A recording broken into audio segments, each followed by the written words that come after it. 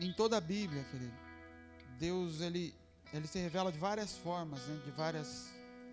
Debaixo de vários títulos e várias maneiras diferentes.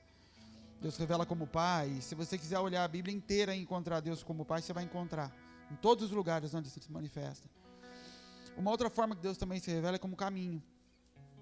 Em vários lugares. Jesus fala isso com todas as letras, né? Eu sou o caminho. Mas em toda a história do povo de Deus, você vê Deus se revelando como um caminho a algo, como um meio de se chegar a algum lugar. E isso se revela quando ele se coloca, quando ele coloca a adoração, por exemplo, como sinal de obediência, ou o contrário, quando ele coloca a obediência como sendo adoração. Ou seja, obedecê-lo e andar naquilo que ele pede, é ele como caminho a algo. E a luta do homem sempre é entre qual caminho escolher, entre o meu caminho ou o caminho dele. E da boca para fora, todo mundo fala isso. Você não vai encontrar um homem no mundo, com raras exceções, que aí é o estado de rebelião mesmo. E por isso que Deus compara com feitiçaria. Porque a rebelião é o assumir de forma intencional a desobediência. Eu vou desobedecer de forma intencional. Isso Deus fala, isso é rebelião. Isso é como feitiçaria. O que é feitiçaria? Feitiçaria é tentar produzir com as próprias mãos o resultado de algo sobrenatural que você deseja. Esse é o objetivo de alguém que procura um centro de macumba, de umbanda, de qualquer coisa para produzir algo. E Deus chama isso de feitiçaria. É você deixar a obediência ao caminho de Deus para estabelecer outro, para conseguir um resultado. Por isso a comparação. Mas tirando o estado de rebelião, em todas as outras situações, os homens vão dizer que eles querem obedecer a Deus. Mesmo pessoas que mal conhecem a Deus, conhecem de forma superficial, ou através de uma religião que foi passada, eles querem obedecer a Deus. Ao menos no seu entendimento, eles dizem que sim, eu quero saber o que Deus quer. E de alguma maneira, eles vão encontrar dentro deles um caminho que permita com que ele faça o que ele quer e da forma que ele quer, mas que acalme o coração dele, que traga a paz de que ele está obedecendo a Deus. Isso é natural em todos nós. A partir do momento que eu entendo e sou confrontado de que esse caminho não é o caminho de Deus, de duas uma, ou eu vou conseguir justificar para mim mesmo de que é sim, que você está errado, ou eu assumi uma postura de rebelião. E falei, eu sei que não é, mas eu quero fazer. Isso é a manifestação de Satanás. Isso é a manifestação do que o próprio Satanás fez. Rebelião. Eu sei que é errado, mas eu quero esse caminho. Mas sobre rebelião que eu queria falar com vocês, é sobre o engano. Sobre como o pecado e os caminhos que se propõem dentro do nosso coração nos enganam de forma muito sutil e muito fácil. A Bíblia diz que Eva foi enganada. Adão não foi. Adão cedeu aos caprichos de Eva. Ele cedeu à voz de Eva. A gente não sabe como Eva falou com Adão. A Bíblia fala só que ela ofereceu o fruto a Adão. Mas eu não imagino que foi simplesmente ela pegar e falar, come, e ele comer. Eu imagino toda uma conversa, toda uma sedução em volta daquilo para que Eva cedesse, para que Adão cedesse. Mas Eva foi enganada. E por que Eva foi enganada? Porque ela não tinha o conhecimento. Quem tinha era Adão. Na verdade, ela sabia o que fazer, porque Adão disse para ela o que fazer. Deus não disse para Eva, não toque nessa árvore. Deus disse para Adão, não toque na árvore. Tudo que Deus fez, ele entregou na mão de Adão. O conhecimento ele deu para Adão, as responsabilidades ele deu para Adão. Ele falou, agora eu vou fazer uma ajudadora para você. Alguém que vai te ajudar a fazer e cumprir tudo aquilo que eu te disse, tudo aquilo que eu dei na sua mão. Ela vai te ajudar no governo. Mas o conhecimento eu dei para você. Você é quem fala com ela. E a corrupção começa a entrar quando ela deixa de querer ouvir Adão, de seguir o caminho que Adão dizia para ela, para querer descobrir o caminho por si só, por ouvir outras vozes. E essas vozes que ela ouviu, que não foi a voz de Satanás e a voz da serpente, ela ouviu uma voz que estava dentro dela. Como eu já disse várias vezes, a gente é tentado, Tiago disse que nós somos tentados naquilo que a gente deseja. O que Satanás faz do lado de fora é só realçar aquilo que a gente deseja. é só cada vez mais deixar belo aquilo que a gente deseja. É trazer argumentos para justificar aquilo que eu desejo. Satanás não me faz pecar. O que me faz pecar são os meus desejos. Porque se fosse assim, todos nós teríamos pecado e cairíamos nas mesmas áreas. Porque Satanás viria com o que ele deseja, ele não vem com o que ele quer. Ele vem na minha e na sua fraqueza. Ele vem no meu e no seu desejo. Por isso que em cada um ele se manifesta de uma forma diferente. Então onde é que está a essência do erro? Aqui. O que ele faz é trazer.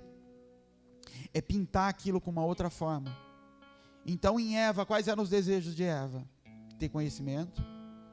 A árvore era agradável a dar conhecimento. O fruto era bonito. Ele tinha uma cara muito boa. Ele começa a mostrar para Eva que algumas coisas eram boas naquilo tudo. Naquilo que estava dentro dela. Ele começa a contra-argumentar e de repente a alma dela dentro dela começa a rebater. Não, mas Deus disse que a gente vai morrer. E aí ele traz a justificativa. Não, mas não é bem assim. É que quando vocês comerem, vocês vão ficar igual a ele. Engraçado que Satanás não mente.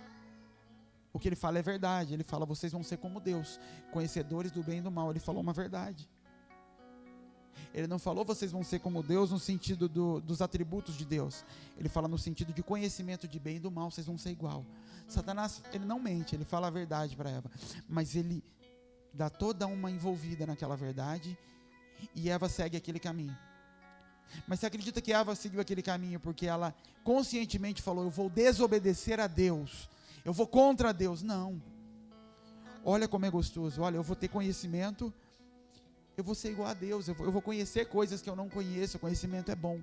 E ela vai entrando por um caminho, sendo enredada, e de repente ela cede naquilo. E quem era Adão nessa história? Adão era o homem que sabia que aquilo estava tudo errado. Satanás não tinha como enganá-lo, porque os olhos dele já tinham sido abertos de todas as maneiras sobre o que era certo e errado. Mas que ele resolve ceder ao desejo da sua mulher. Aquela que era para ajudá-lo acaba arrastando ele para baixo. E ele vai. E todos nós conhecemos alguns caminhos. A gente tem isso dentro da gente. Qual é o caminho? A dificuldade do povo na antiga aliança, e quando a gente fala dificuldade, não é no sentido de que eles eram inocentes no que faziam. Eles não tinham a lei dentro deles.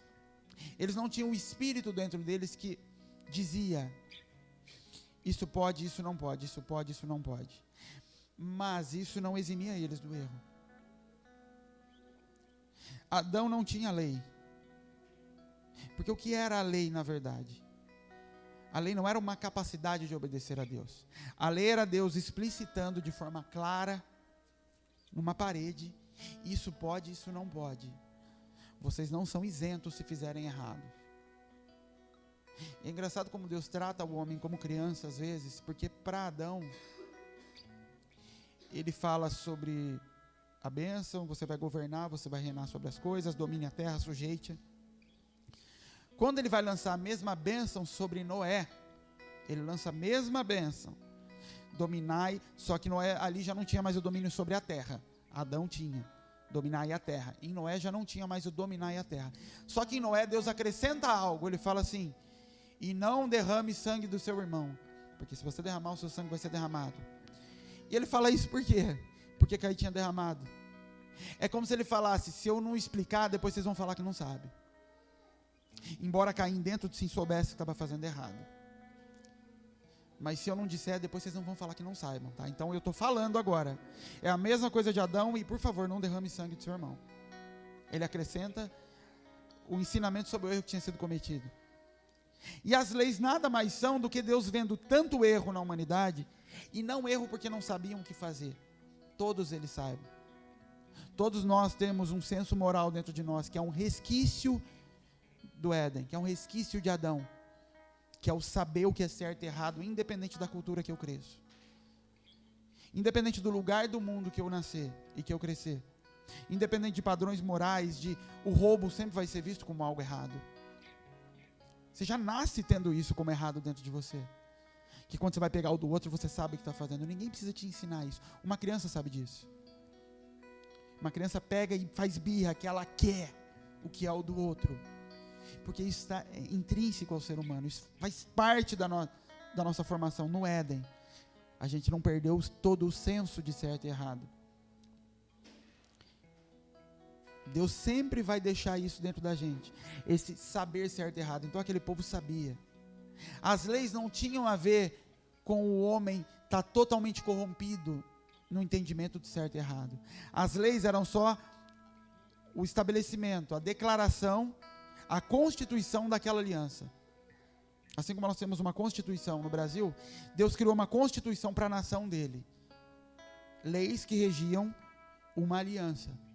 Para fazer parte dessa aliança dos filhos de Abraão, vocês têm que andar debaixo dessas leis, desse caminho. Esse é o caminho para vocês andarem. Então Moisés escreve essas leis. Então tem que ter escribas para replicar, para todo mundo conhecer o que rege o relacionamento. Para que ninguém se diga impune depois, para que ninguém se diga inocente, para que ninguém diga eu não sabia. Então escreve todas elas. A diferença para a nova aliança é que todas elas são colocadas aqui dentro. Todas. Mas Deus vem e já enfia aqui o conhecimento sobre todas as coisas? Não. João 1, quando ele começa a narrar, ele diz que o mundo viu uma grande luz. Ele começa assim, o verbo se fez carne, e ele começa a narrar Jesus ali. O que é João 1 e o que é Gênesis 1? É a história de como Deus se relaciona e nos ensina, e vai nos guiar e vai nos alertar com relação a perigos. Deus cria as duas coisas em Gênesis 1, ele cria céus e terra, ele cria os dois mundos. E aí ele diz que a terra que ele criou, imagine isso como você se convertendo. A terra que ele criou é sem forma e é vazia. E aí a primeira coisa que ele faz é criar luz, e haja luz. E quando haja luz é quando os seus olhos se abrem, você se converte, você entende a Cristo. E isso independe de homens. Isso pode vir através de uma mensagem da televisão, isso pode vir por um panfleto evangelístico, isso pode vir por um doido na rua, falando um monte de coisa de heresia, mas Jesus, a luz brilha e você vê e você se converte. E é o que ele faz, ele te põe debaixo das águas e te tira das águas, ele separa águas da terra, as águas cobriam a terra, e ele tira a terra para fora, ele batiza, ele sai. E depois dali, Jesus cria, no terceiro dia ele cria governo sobre a luz. Ele cria o sol e a lua, e ele fala assim, são para governar o dia e a noite. O que é isso? São administradores da luz. Ou seja, o sol, ele está liberando uma luz que não é dele. Ele administra aquilo, ele dosa, ele libera por um período e ele recolhe, ele libera e ele recolhe. E na Bíblia, como eu já falei algumas vezes, quando José tem o sonho com a família, ele vê sol e lua, e a Bíblia estava falando da mãe e do pai. E isso é uma figura de apóstolos e de profetas. Ou seja, homens e mulheres que Deus levanta para administrarem essa luz. Não que Jesus seja administrado por alguém, mas que esse conhecimento, esse entendimento e essa luz é liberado por pessoas. Em que sentido? Deus já não está todo dentro de você? Sim, da mesma forma que está em mim, da mesma forma. Mas ainda assim, tem coisas que você não consegue enxergar. No seu dia a dia, na sua prática de vida, e de repente Deus me mostra, e eu vejo algo que você tem praticado, e eu encosto do seu lado e falo algumas coisas para você. E de repente aquilo explode, você fala, meu Deus, como eu nunca enxerguei isso antes, não é assim? Por que eu não tinha percebido isso? E algo que eu sofri a vida inteira, é como se um botão fosse apertado e a luz acende, e eu consigo enxergar aquilo tudo. O que é isso? É o sol liberando uma luz que não é dele. É o sol vindo e trazendo luz sobre algo que não é dele a luz, mas se ele não viesse, aquela luz não seria liberada. Isso é Adão sobre Eva. Ele tendo luz e conhecimento sobre certo e errado. Eva não. Só que ela tinha ele. Ela tinha Adão para ir debaixo dele e perguntar, Adão, eu estou vendo isso, isso e isso. E Adão trazer luz sobre aquilo. Eva escolhe sair debaixo daquele caminho. Essa mensagem, querida, ela não tem nada a ver com você justificar seus erros e os caminhos que você toma porque alguém não falou. Porque em última instância o Espírito Santo sempre vai te dar discernimento certo e errado. Eva ali, ela sabia que estava fazendo errado. A gente sempre sabe. Quando o pecado bate na porta, quando você começa a ter vontade de algo que você sabe que é errado, você sabe que está errado. Mesmo na hora de uma briga, antes da coisa estourar, Deus sempre vai falar para você. Esse que está dentro de você. Não o Deus que eu venho na igreja e clamo para que Ele venha e se manifeste e fale alguma coisa comigo, não. Aquele que está dentro. Aquele resquício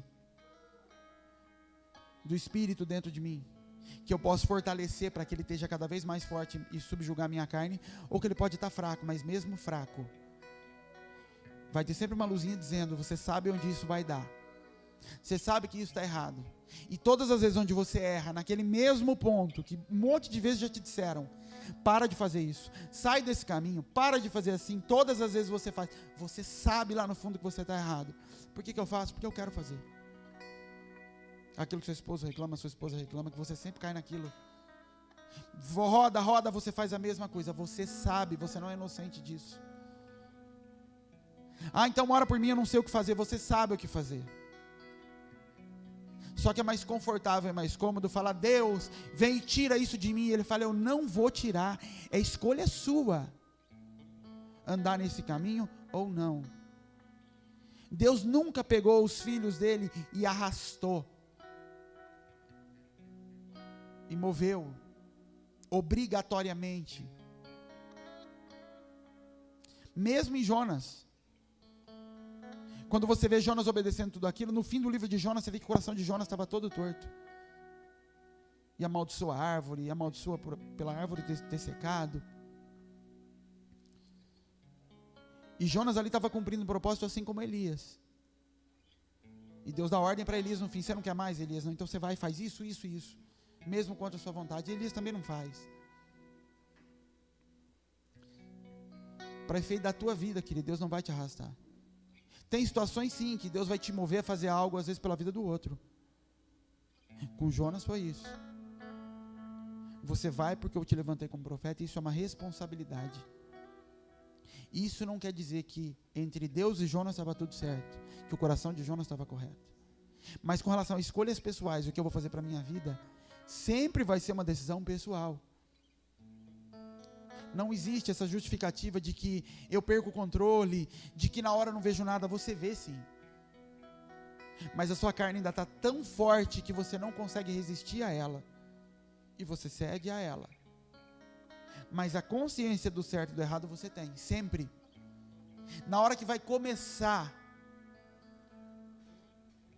Teve vezes que eu fiz coisa errada e que eu caí em pecado e fiz besteira 10 horas da noite, 8 horas da noite. De manhã o Espírito Santo já tinha me falado. Algumas vezes aconteceu isso.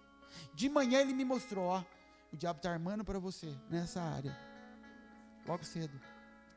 Sabe quando você começa a fazer alguma coisa e a outra pessoa fala, para que você sabe onde vai dar isso. Sabe?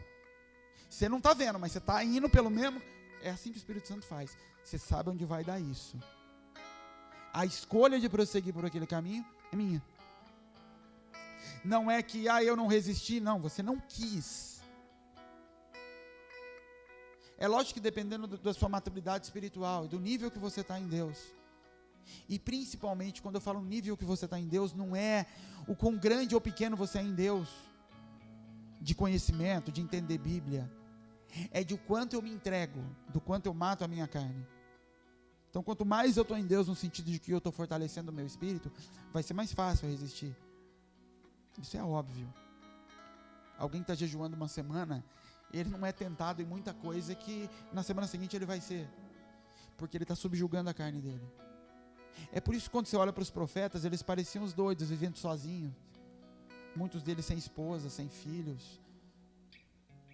Porque os caras tinham que manter um nível de busca e de renúncia para não cederem à carne e se envolverem com todos os outros muito grande. João Batista é só o ápice disso, o exemplo maior disso. De acordo com o tamanho do seu propósito, a sua renúncia vai ter que ser maior ainda. Porque é muito difícil você cumprir alguns propósitos alimentando sua carne.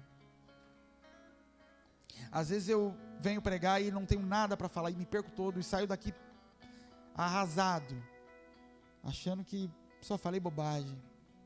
E eu fico em Deus depois, por que Deus? Que algumas vezes aquilo sai que parece que eu estou vomitando palavra, e das outras vezes é difícil encontrar uma palavra para falar. Fala pela tua semana, porque no nível que você quiser andar, vai exigir uma renúncia de você, que não adianta mais você chegar aqui, na hora do culto, e querer arrancar alguma coisa. Se você quer fazer isso, chegar aqui no meio do louvor, e ter uma palavra para dar para eles, você vai ter que fazer como os outros, você vai ter que pegar um caderno, escrever uma palestra, com título, subtítulo, tópicos, primeiro ponto, segundo ponto, terceiro, aí sim, para falar da sua carne, você pode fazer isso. Mas se você quer fazer sempre daquele jeito, a sua renúncia vai ter que ser maior. Não é na noite anterior, que você bate na porta e fala o que tem para amanhã. É uma semana, é uma vida. Mas é uma escolha. Sempre é uma escolha. Agora, a consequência disso, dessa renúncia maior, ela não é simplesmente para ter uma palavra para dar para alguém. É principalmente para ter uma palavra para dar para você mesmo. Para conseguir estar andando sempre nesse caminho. Satanás sempre vai ter uma justificativa para que eu ande debaixo daquilo que eu quero. O que é mais engraçado, em todas as vezes andando com vocês e de aconselhar pessoas, é que eu sempre ouço de todo mundo assim: não, você pode falar, viu? Você vê alguma coisa na minha vida, você pode falar. Deus tem que falar comigo, tá bom. E sempre que vai se falar, tem um contra-argumento. Não, cara, é que se não for assim eu não consigo. É que se não for desse outro jeito, é porque para mim, fala, pera um pouquinho, você quer que eu fale ou não quer? Porque o argumento você sempre vai ter. A justificativa para fazer do jeito que você está fazendo, você já tem. Porque se você não tivesse, você não faria. Um cara que fuma, ele tem argumento para dizer por que ele fuma, senão ele não fumaria. Ele sabe que faz mal, mas ele tem os contra-argumentos para aquilo. E por isso ele faz. E a gente faz isso com Deus também. Deus fala, não faz assim. E aí eu faço, fala, pô, mas eu fiz, porque tal pessoa fez tal coisa. Fala, não, o argumento você tem sempre. Para entrar pelo caminho que você vai andar. Não se trata disso. Se trata de você vai andar debaixo da sua luz ou da minha. Você vai andar debaixo de um caminho que é iluminado debaixo das suas verdades ou das minhas. Essa vai ser sempre a escolha. Às vezes, não, mas então eu vou pedir para Deus falar comigo. O próprio Deus vai falar comigo. Ele vai falar, eu não vou falar. Porque a minha graça, que é isso que você está pedindo para ser liberado, ela vem sobre os humildes. E a humildade começa em você se dobrar para pessoas. Porque diante do próprio Deus não é escolha se dobrar ou não. Todo joelho se dobrará. Não é opcional. A humildade está em se dobrar diante dos outros. E entender que essa luz ela é liberada por Cristo, mas ela é administrada por governo que Deus levanta. Que vai trazer essa luz diante dos caminhos que eu estou trilhando. Então a minha escolha é entre andar debaixo de uma luz que Deus está trazendo ou debaixo da minha luz e do meu entendimento. Então eu vou andar debaixo de Deus, mas esse negócio de dízimo, essa parte aí eu entendo que é desse jeito, sua luz. Essa luz ou sua luz. Você não define caminhos com Deus. Na verdade, se tem uma coisa que Deus não revela para a gente na caminhada, é o caminho. Com todos os homens da Bíblia, ele revelava o destino. Ó, você vai ser governador, sol, lua, as estrelas, toda a sua família vão se dobrar diante de você. Davi, você vai ser rei. Jesus, você vai ter um reino. Destino. O caminho não é revelado. O povo sai do Egito para ir para onde? Para uma terra prometida. O caminho dessa terra, alguém sabia? Não. E aí o que ele faz para revelar o caminho sobre aquele povo? Ele traz Moisés. Sigam a Moisés. Ele coloca Moisés no cargo de Deus. Ele fala, você será por Deus para Arão. Ou seja, Moisés, você vai me representar para Arão. A figura dos ungidos na Bíblia, Davi, todos os reis que se levantavam. Hoje em dia todo mundo é ungido, querido. Todos representam o Cristo. Porque ungido significa Cristo. A palavra ungido significa Cristo. Hoje nós somos os ungidos, sim. Hoje nós representamos a Cristo. Hoje nós somos cristãos, pequenos cristos. Hoje não existe mais uma figura, uma pessoa que representa Deus na terra. Na velha aliança era assim. O Espírito era liberado em partes. O Espírito é liberado sobre algumas pessoas para ações, para propósitos muito específicos. Hoje ele é liberado em cima de todos. Todos podem manifestar o Cristo em si. Mas na velha aliança não. E cada vez que Deus levantava um daqueles ungidos, o que Deus estava falando é: Ele é o sol sobre vocês. Ele vai liberar essa luz sobre cada um de vocês. E mesmo assim o povo se levantava contra, constantemente. Porque o caminho não era agradável. Porque a palavra vinha de forma muito clara: não façam isso. Mas naquela hora que dá a vontade de fazer, eu escolho seguir o meu caminho. Deus nunca vai tirar essa escolha. O que tem graça para Deus no relacionamento com Ele é justamente a escolha. O que dá prazer a Deus é justamente a sua escolha. Porque um Deus que já tinha tudo sobre o seu domínio, tudo sobre o seu governo, Ele resolve criar algo que tem escolha. Isso é livre-arbítrio. Ele fala: eu vou encontrar prazer em algo que quer me adorar pelo que eu sou. Ele não me obedece porque ele está preso nisso. Ele quer esse caminho. Eva não quis o caminho de estar debaixo de Adão. E Adão representava o Cristo. Adão representava Jesus sobre uma igreja. O marido sobre uma esposa. Ela não quis aquele lugar, ela quis um outro caminho. Que nós queremos quase todos os dias. Nos nossos erros, nas nossas escolhas. Pecado, queridas, a gente cai em erros e tenta justificar de todas as formas.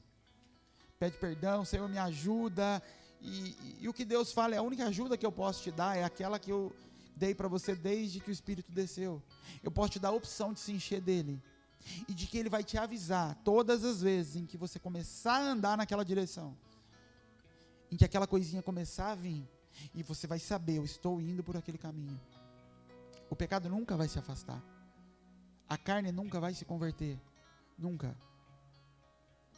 Aqui na terra você sempre vai estar sujeito. A minha escolha é sair do caminho da carne, não é matá-la. Quando Caim cai, os passos da queda de Caim, quando Deus vai falar com ele, Deus não fala para ele: Caim, você está em pecado. Ele fala assim para Caim, ele vai avisar Caim: Caim, olha o que você está conservando no seu coração. Toma cuidado com isso que está sendo gerado na sua mente. Porque o pecado está onde? Está na porta. É como se Deus falasse: eu sou casa dele hoje. Eu sou casa de Deus. E Deus fala assim: cuidado com o que você maquina dentro da sua mente. Porque na porta, logo do lado de fora da casa, está o pecado. A todo momento ele está esperando uma brecha para poder entrar na casa. Ele não está mais aqui dentro. Eu fui lavado, fui remido, estou perdoado, não tem pecado aqui. O único pecado que pode ter aqui dentro é aquele não confessado. E ele começa a apodrecer. Davi fala: enquanto me calei, meus ossos se corroíam. Meus ossos envelheciam, apodreciam. Salmo 115, se eu não me engano. Pecado não confessado. Esse está aqui dentro. Depois que eu confessei, não tem mais pecado aqui. O que tem aqui é a habitação do Espírito Santo. Mas o pecado jaz à porta, esperando uma oportunidade. Então quando Deus vem, ele vem quase que como o Espírito Santo, falando: olha o que você está gerando na sua cabeça. Olha o que você está permitindo que seja criado na sua mente. Deus começa a apontar caminho para Adão. Você está indo por um caminho que vai gerar pecado, Adão. Mude o caminho. Adão, quando matou, ele podia falar: perdi a cabeça. Mas o perdeu a cabeça não foi naquele momento. Aquilo foi um caminho que ele escolheu. E quando ele começou a trilhar aquele caminho, ele recebeu a orientação de Deus: sai desse caminho. Vai gerar pecado. E ele resolveu alimentar aquilo. E na maioria das vezes a gente faz isso por orgulho. Orgulho até mesmo com Deus. Não querer ceder a uma orientação que vem de fora.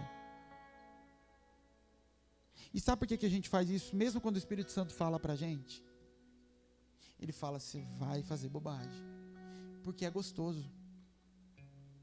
Quando Deus fez a carne, quando Ele criou esse corpo e criou esse mundo, Ele não criou para corrupção. Então Ele colocou no homem o prazer e a satisfação completa no seu corpo com aquilo que Ele tinha criado. Então a terra, a relação entre marido e mulher, a relação entre homem e mulher, a nossa relação do nosso corpo com o que está para o lado de fora, foi feito de forma a encontrar prazeres absolutos na nossa carne.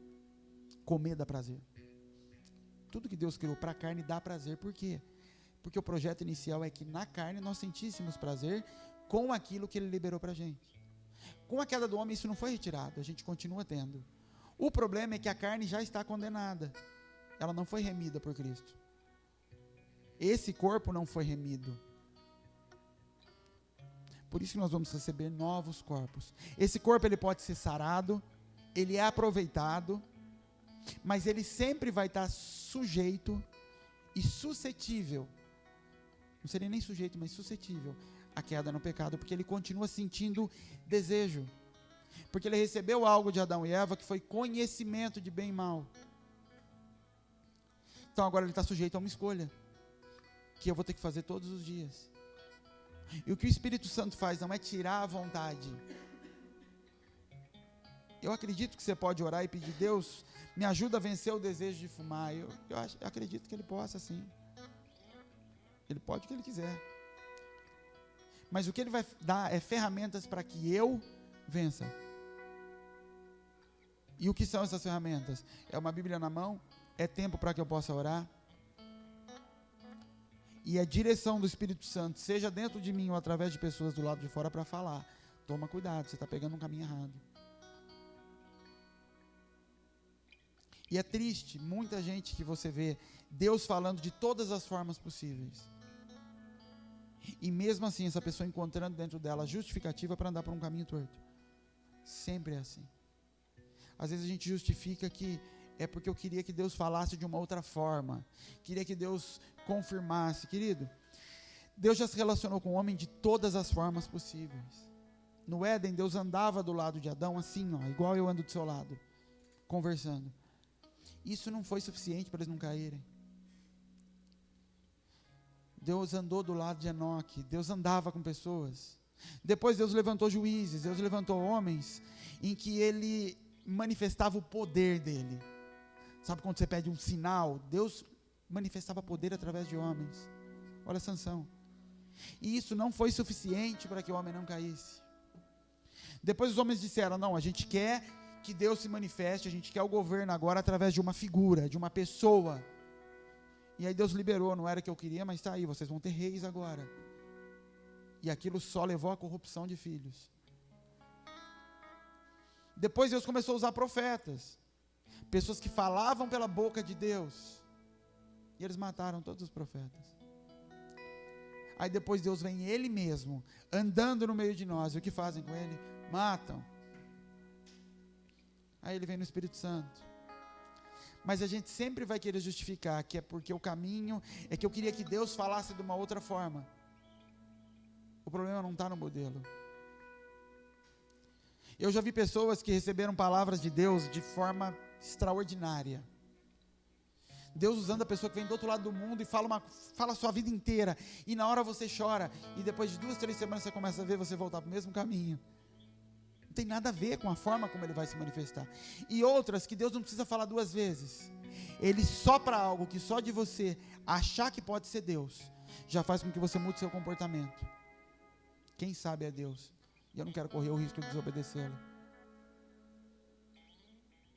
Tem um texto, querido, Deuteronômio 30, versículo 19. Os céus e a terra tomam hoje por testemunhas contra ti, que te tenho proposto a vida e a morte, a bênção e a maldição. Escolhe, pois, a vida, para que vivas tu e tua semente. Ele está colocando diante do povo, Moisés está colocando diante do povo, que fizesse a escolha correta. Deus começa a falar isso com Moisés, de caminhos. E Ele está falando isso depois de tudo que o povo passou. Isso aqui é no penúltimo capítulo de Deuteronômio, antes deles entrarem na terra. Deus começa a falar com eles. Ou seja, vocês já passaram por tudo aquilo. O povo já morreu, já nasceu outra geração, a gente já venceu, já veio o maná. É para entrar na terra, mas ainda assim vão ter dois caminhos. Mesmo dentro dessa terra que vocês vão entrar, esses dois caminhos vão continuar existindo. A escolha por fazer o que é certo. De manhã, querido, Deus já está falando com você. Você sabe que está errado. Você sabe que você está maquinando dentro do seu coração. Com alguns aqui eu já presenciei, me procuraram literalmente de manhã. Olha o que está aqui, olha o que está na minha cabeça. Eu falei, está começando, a sua escolha agora é matar isso logo cedo. Ou deixar isso crescer o dia inteiro. E de repente eu recebo a ligação à noite, o pau fechou, e briga, e problema. Mas aquilo começou de manhã. É uma escolha, sempre. E se está difícil vencer e fazer a escolha correta, é porque sua carne está muito forte. Então é muito difícil para você vencer aquilo que está muito mais forte. Porque você vence no Espírito. No fim, querido, a escolha é por andar no caminho dele.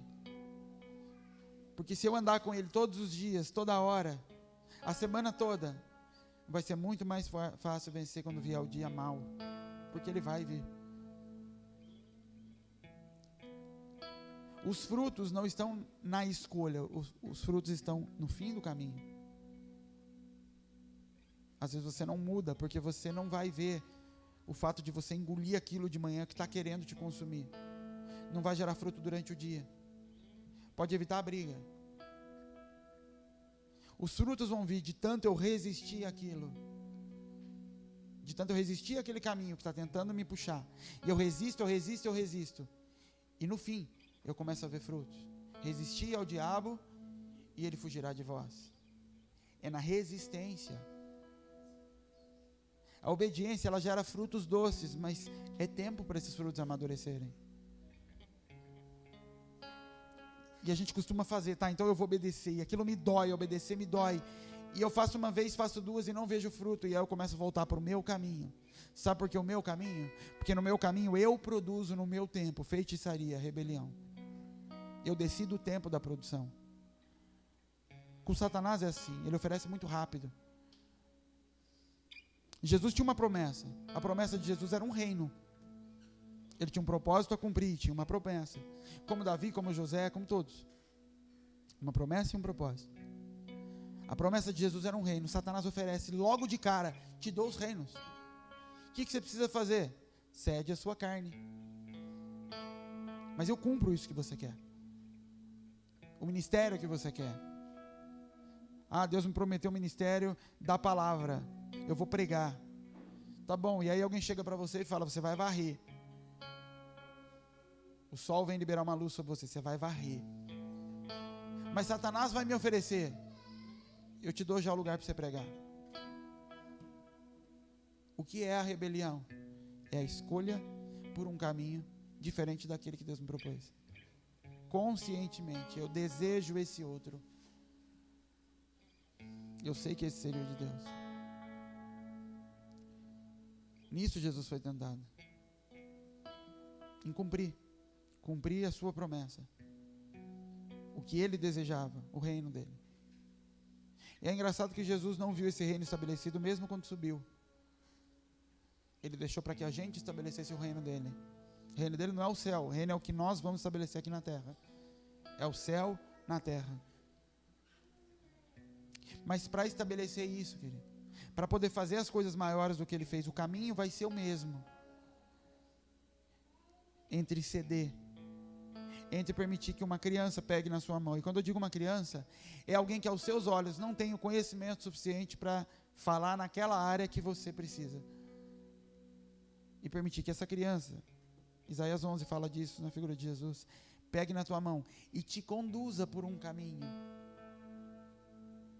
Isso é maturidade. Quando Pedro fala para Jesus, eu vou morrer por você, Jesus fala, não, você vai me trair. Mas vai chegar um dia de maturidade, onde você vai entregar a sua mão na mão de outras pessoas, e eles vão te levar para um lugar que você nem quer ir. Mas você vai se entregar, e vai permitir que te conduzam. Isso é maturidade. Isso não é maturidade espiritual. Isso é maturidade no sentido de entender que Deus vai se mover de forma que você não sabe. É engraçado você olhar, querido, como Deus pega homens e mulheres na Bíblia que nem cristãos eram, homens pagãos, para cuidar, para guiar e para proteger os homens que ele escolhia. Davi vai encontrar refúgio debaixo dos filisteus. Davi começa o reino dele, começa a aparição dele, derrubando o gigante filisteu. E depois Deus usa filisteu, um rei filisteu, para guardar Davi, para dar moradia para Davi. Caminho proposto por Deus. Mas Davi podia ali falar: não, isso aqui não é o caminho de Deus. Meu propósito é estar lá em cima. Quem é esse rei para me dar guarda, para querer me orientar? Para querer me dizer onde eu vou morar, onde eu vou comer? Orgulho. Moisés é guardado por midianitas. José é criado, se torna um administrador dentro de cadeia do Egito. Mas José podia falar: você está louco? Quem são vocês para pôr a mão sobre mim? Para querer me tocar? Vocês não entendem disso. Eu fui ungido. Eu fui chamado. Quem é você para querer falar para mim como eu devo tocar meu instrumento? Você nem sabe tocar. Quem é você para me falar como criar filho? Você nem tem filho direito. Um menino os guiará pela mão. Caminho que Deus propõe, do jeito dele. Elias passando fome, Deus fala: a viúva vai te sustentar. Você está louco, viúva? Ela não tem provisão nem para ela. É porque o caminho é ele que decide. O que eu faço? Obedeço. É triste, às vezes, olhando para alguns, ver desde o começo o caminho que está trilhando e vai se afastando no próprio caminho e justificando: não, eu estou fazendo isso por causa disso, estou fazendo isso aqui por causa dessa outra coisa, e vai cada vez mais longe. Não, eu estou fazendo isso aqui porque eu tenho muita dificuldade nessa área, deixa eu com essa dificuldade, um dia eu rompo, então vai nela. Não, eu estou fazendo isso aqui porque ele é muito difícil, ele não muda nessa área, por isso eu estou agindo assim. Ah, não, eu não estou fazendo isso por causa disso, isso por causa disso. Todo mundo cheio de justificativas. Eva tinha as justificativas dela. A fruta era bonita, ela ia me dar conhecimento e eu ia saber bem e mal, igual a Deus. Ela tinha a justificativa dela. A gente sempre vai ter. E essas justificativas são um veneno para a gente andar no nosso próprio caminho. Elas seduzem a nossa mente. E o que Satanás vai fazendo? Ele vai só enfeitando as coisas. O trabalho que Deus te deu, que era só para ter provisão para sua casa, Satanás começa a pintar aquilo e banhar de ouro e colocar um valor cada vez maior em cima daquilo. E eu olho e falo: foi Deus que me deu, é lícito. Mas Deus não deu para ocupar esse lugar. Deus deu para ser sustento. Entender que sustento, até o lugar que Deus tem para você, ele é só sustento. É só maná. É só para matar a fome. Não é para ganhar lugar de destaque em cima da mesa. É só para matar a fome. No propósito, aquilo que ele me deu ganha lugar de destaque. Davi não tinha nem espada. Ele não tinha roupa para guerrear. O que ele tinha era o necessário para as batalhas. Mas quando ele chega no propósito dele e se torna rei, ele tem roupa de rei. Ele tem espada, ele tem tudo. Porque no propósito as coisas ganham destaque. As coisas que fazem parte do propósito. Até lá é só sustento. Hoje, o que Deus pôs na minha mão é só sustento. Se um dia o que ele pôs na minha mão, a empresa, o trabalho, for parte do propósito, ele vai banhar de ouro. Ele vai enfeitar, porque é propósito, não porque é sustento. O sustento é só sustento. E às vezes esses caminhos que são lícitos, que são sustento da parte de Deus, começam a ganhar outro lugar. Porque Satanás começa a invernizar, começa a dar brilho, começa a enfeitar. E aí eu paro no caminho. É um caminho que ele colocou e de repente uma macieira para eu parar para comer. E ao invés de eu pegar uma fruta e continuar andando, eu paro em volta daquela árvore. e planto flores em volta, e começo a adubar ela, e paro ali. Por que eu paro? Porque foi Deus que deu. Essa árvore é de Deus. E não é? É, lógico que é. Mas você parou. Não, eu tenho que tratar com zelo aquilo que Deus deu. Eu tenho que tratar com excelência aquilo que Deus deu. Não é assim? Mas não era só sustento. Era só para te sustentar por mais um tempo de caminhada. Só que o Espírito Santo, ele vai vir e vai te falar. Logo de cara, quando você comer a primeira fruta, pega e vamos embora. Mas eu vou olhar e vou falar, não. Deus vai vir falar comigo. Ou eu estou parando aqui porque meu filho precisa de maçã. Meu filho está cansado. Minha família precisa descansar debaixo da árvore. Eu sempre vou ter um motivo aqui. E o caminho de Deus não para. Continua andando. A hora que eu estava tocando, Deus falando comigo, tem gente ficando para trás. Continua andando. E tem gente que fica para trás, e lá atrás começa a gritar, eu estou indo, viu? Estou só pegando mais duas aqui. E Deus fala assim, a voz vai ficando cada vez mais longe. A gente já viu isso acontecer dezenas de vezes. Mas porque a mente é maldosa? Não. Mas porque Deus, ele não vai ficar batendo na porta e fechando a porta. Não sai, Caim, não sai, não abre a porta. Ele só vai falar, Caim, barra isso que está aí dentro. O pecado está lá fora, tudo bem? E é engraçado que depois disso é como se Deus tivesse ido embora. No sentido de que quando ele volta falando assim, Caim, cadê seu irmão? É como se Deus tivesse saído, embora ele seja onisciente, mas vamos esquecer que ele vê tudo. Ele foi, deu o recado para Caim e saiu. De repente ele volta e fala, ele não estava lá na hora da morte de Caim, mas ele volta e fala, onde é que está seu irmão? Ou seja, você abriu a porta, você deixou que aquele pecado entrasse. E eu não estava lá na hora porque eu não tinha que estar, Caim. Você é quem faz a escolha do caminho. A minha parte, eu fiz como Espírito de Deus. Eu fui lá e falei para você, você está indo pelo caminho errado. Escolhe caminho de vida ou caminho de maldição. A escolha sempre vai ser sua. E ela não vai ser fácil, ela não vai ser agradável. Ela não é. Porque no começo a vontade de Deus, ela é boa. Boa, é bezetacil, é boa. O resultado é bom. Não é agradável, mas é boa. Bom é Jesus andando na terra, com palavra dura, dando espadada em todo mundo, acabando com a religião no meio, mas é bom. Perfeito é na cruz. Não tem nada a ver com ser agradável, é o sacrifício perfeito, é o que tem que acontecer. Ela só é agradável depois nos frutos. Os frutos são agradáveis. O caminho não é agradável. O propósito é agradável. Agradável era a terra. Agradável não era o Egito. O Egito era bom. O Egito entrou 70, sai um exército. O deserto era perfeito. Vocês têm o que comer e o que vestir. Todas as suas necessidades são supridas.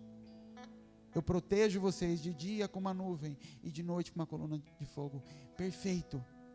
Necessidades perfeitas. Agradável é a terra prometida. O caminho nunca vai ser agradável. Porque o caminho é um lugar de formação e crescer dói. Mas ainda assim, nesse caminho, eu posso me perder e criar atalhos e criar outros caminhos que são os meus. E não é por falta de conhecimento. Todos têm entendimento certo e errado.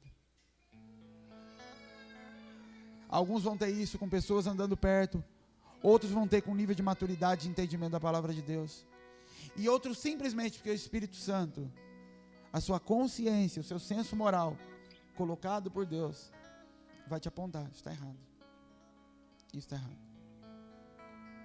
Esse mês eu vou fazer um negócio diferente, esse mês, hoje eu vou fazer desse outro jeito. Lá no fundo isso está errado, mas eu justifico logo em seguida. Eu vou fazer porque isso. E a gente, como Deus não vem e chacoalha a gente, fala, mas não é assim, a gente fala, Deus aceitou, entendeu. Fala, não, eu não mudei. Eu não preciso chegar todo dia e falar para Clara: não suba toda molhada e pule no sofá. Não faça isso.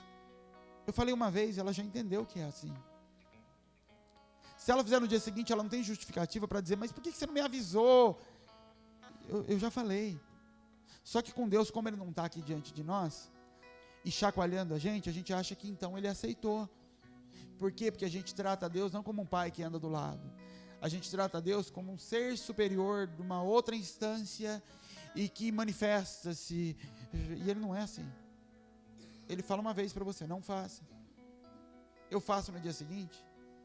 Ele só me corrige. Ele só me deixa colher consequências daquilo. Ele não vai vir. Não faça, não faça, não faça. Ele já falou uma vez, você já sabe. Quanto mais eu me aproximo de Deus, menos necessidade eu tenho de que Ele fique esfregando regras na minha cara. Porque eu me constranjo quando eu faço errado. Por saber que um Deus tão próximo já conversou comigo, já me alertou, já me ensinou. Por isso que quando a gente é corrigido, e depois alguém vem falar de novo que a gente está errado, sabe que a nossa vontade fala assim: para de falar, eu já sei. Não é assim? Por quê? Porque a gente sabe. E a gente não aceita ser confrontado toda hora. Por isso que Deus não confronta. Às vezes você pede para Ele vir falar de novo, Ele fala: para quê? Você não quer que eu fale de novo. Você quer que eu fale algo diferente. Se uma vez não bastou para você me obedecer, na segunda também não vai adiantar. Porque obediência não tem a ver com insistência. Tem a ver com desejo de fazer o que é certo. Com vontade de seguir o caminho correto. Todo mundo que se perde, querido, todo mundo que se engana pelo erro do pecado, ele se engana com boa intenção. Ele se engana de forma suave, assim como Eva. E quando vê, ele está enredado e não consegue mais andar. E a acusação pesa e vem vergonha. E aí pronto, ele já escolheu outro caminho e não consegue voltar para esse. Para o caminho que Deus tinha proposto. Fica de pé, querido. Vamos falar com Deus.